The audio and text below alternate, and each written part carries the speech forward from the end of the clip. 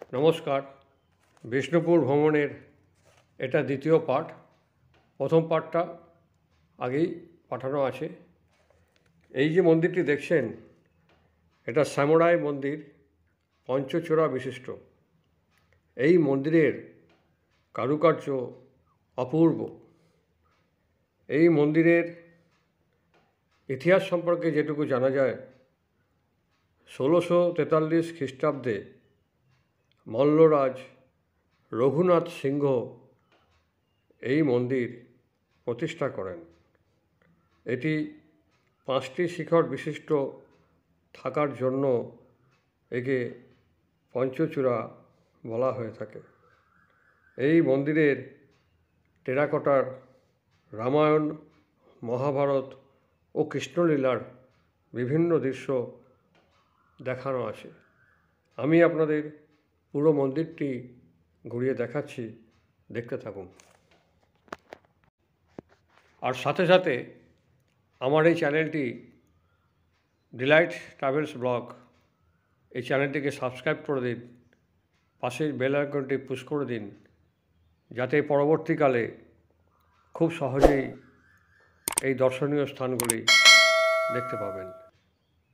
দেখতে থাকুন, সঙ্গে থাকুন।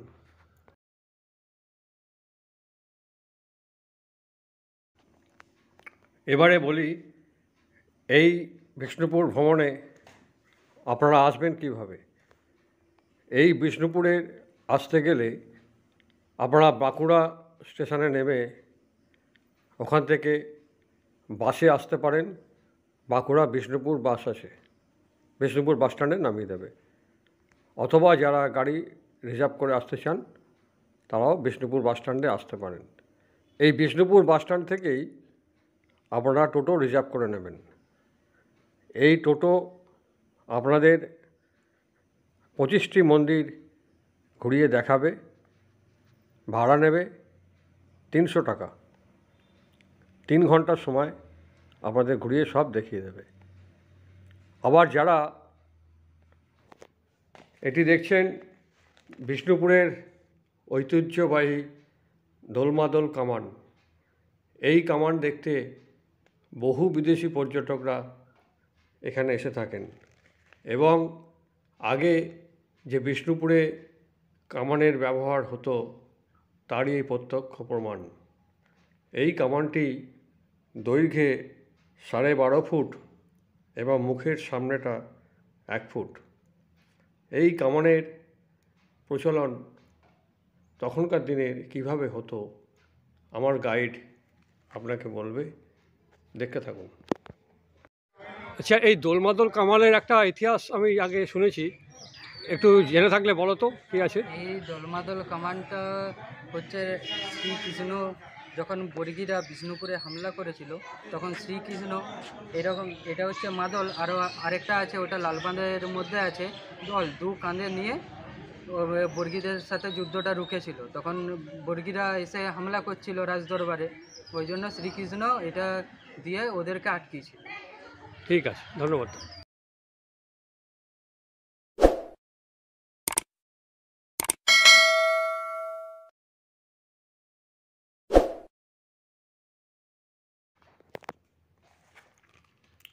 এখন যে মন্দিরটি দেখবেন, এটি রাধেশ্যাম মন্দির। এই মন্দিরের এটি বাইরের অংশ, অনেকটা যা বিস্তীর্ণ এলাকা জুড়ে, এবং এটি হচ্ছে মূল মন্দিরের প্রবেশদ্বার। এই মন্দিরের ইতিহাস সম্পর্কে যেটুকু জানা যায়, একসময় মল্লরাজ চৈতন্য সিংহ 1758 খ্রিস্টাব্দে এই মন্দির প্রতিষ্ঠা করেন। জানা যায়, চৈতন্য সিংহের রাজত্বকালে এমনিতেও সুখের হলেও বহিরাগত অশান্তি বিষ্ণুপুরকে বেশ বিব্রত করে তোলে। ইংরেজ শক্তি তখন বাংলাতে দাপিয়ে বেড়াচ্ছে, অর্থ সংকট দেখা দেয়, কিন্তু এত সব বাধা বিপত্তিকে উপেক্ষা করেও তিনি পূর্বপুরুষের মন্দির মূর্তি প্রতিষ্ঠার ধারাকে বজায় রাখেন। এই মন্দিরটিকে অনেকেই বুড়ো রাধেশ্যাম মন্দির বলে থাকেন। এখানে ভগবান শ্রীকৃষ্ণের মূর্তি এই বিগ্রহকে প্রতিদিন নিত্য ভোগ পূজা আরতি করা হয়। দেখতে থাকুন, অবশ্যই ভালো লাগবে। এবারে বলি, এই বিষ্ণুপুর ভ্রমণে এসে আপনারা কোথায় থাকবেন। আপনারা রাসমঞ্চের সামনে মেন রোডের উপরে প্রচুর হোটেল আছে, প্রাইভেট লজ হোটেল আছে। আপনারা ওখানে এসেও থাকতে পারেন, বা যারা বুক করে আসবেন তারা বুক করে এসেও থাকতে পারেন। এবং ওখানেই অনেক খাবার হোটেল আছে, আপনাদের পছন্দ মতো খাবার ওখান থেকে কিনেই খেতে পারেন। কেমন লাগলো এই ভিডিওটা অবশ্যই জানাবেন।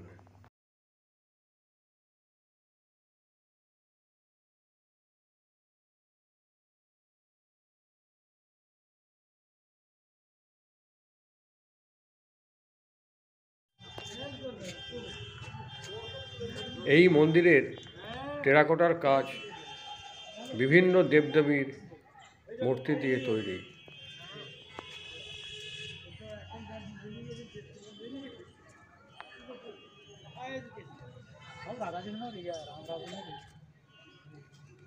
কাছাকাছি দেখতে পাবো।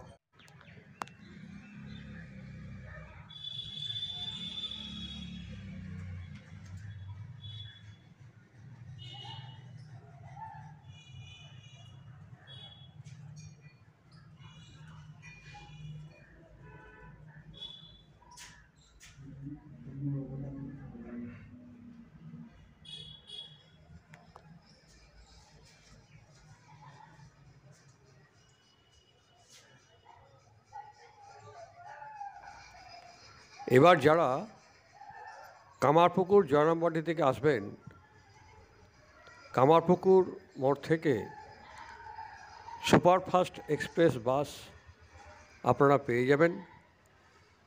এই বাস 1.5 ঘন্টার মধ্যে আমাদের বিষ্ণুপুর বাসস্ট্যান্ডে পৌঁছে দেবে। এই কামারপুকুর মোড় থেকে 9টা 5 থেকে 10টা 15 অবধি 4টে সুপারফাস্ট বাস আপনারা ওখান থেকে পেয়ে যাবেন। একটি বর্ধমান বিষ্ণুপুর, দুর্গাপুর বিষ্ণুপুর, কলকাতা বিষ্ণুপুর, আরামবাগ বিষ্ণুপুর এবং নবদ্বীপ বিষ্ণুপুর। এই বাস খুব সহজেই 1.5 ঘন্টার মধ্যে আপনাদের বিষ্ণুপুর বাসস্ট্যান্ডে পৌঁছে দেবে। ভাড়া নেবে 60 টাকা।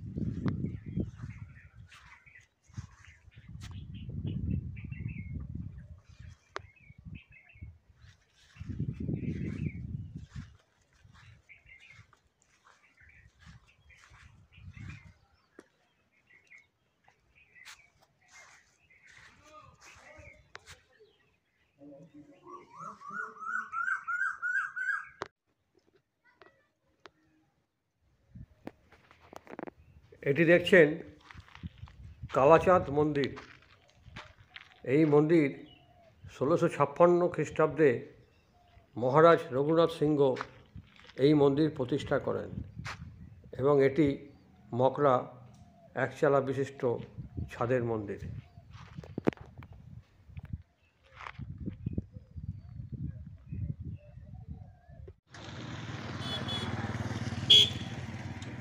এখন যে মন্দিরটি দেখছেন এটি নন্দলাল মন্দির।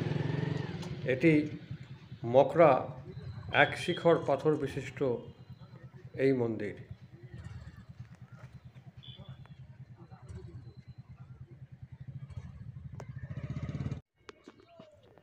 এটি দেখছেন জোর মন্দির।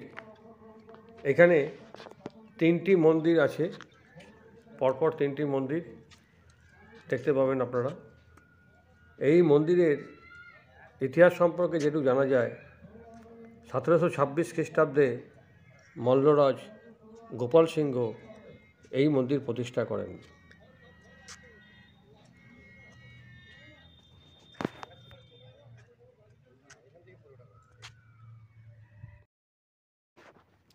এটি মা মৃন্ময়ী মন্দির। শোনা যায় এই মন্দির বহু পুরনো, কিন্তু এই মন্দিরের মায়ের বিগ্রহের ছবি তোলা নিষেধ বলে এই মন্দিরের বাইরের অংশটা তুলে আপনাদের দেখালাম। এবং এই মন্দিরের ইতিহাস আমার গাইড আপনাদের বলবে, শুনতে থাকুন।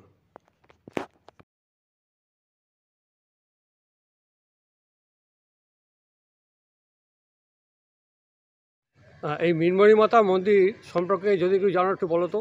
997 খ্রিস্টাব্দে রাজা জগৎমল্ল এই মন্দিরটি প্রথম স্থাপিত করেছিল। আর এই যে এখানে যে মায়ের মূর্তিটা আছে ওইটা 997 খ্রিস্টাব্দেই মায়ের মূর্তিটা রয়েছে। তো এই মূর্তিটাতে 12 বছর অন্তর একবার শুধু চক্ষুদান আর রং করে দেওয়া হয়। আর এর পাশে যে কামানটা আছে ওইটা দুর্গাপূজার অষ্টমীর দিন আমাদের এখানে মহাসন্ধিক্ষণে এই কামানটা দাবা হয়। আর আমাদের বিষ্ণুপুরে দুর্গাপুজো এখানে 15 দিন আগের থেকে শুরু হয়ে যায়, গীতা অষ্টমীর থেকে শুরু হয়ে যায়। ও, ঠিক আছে।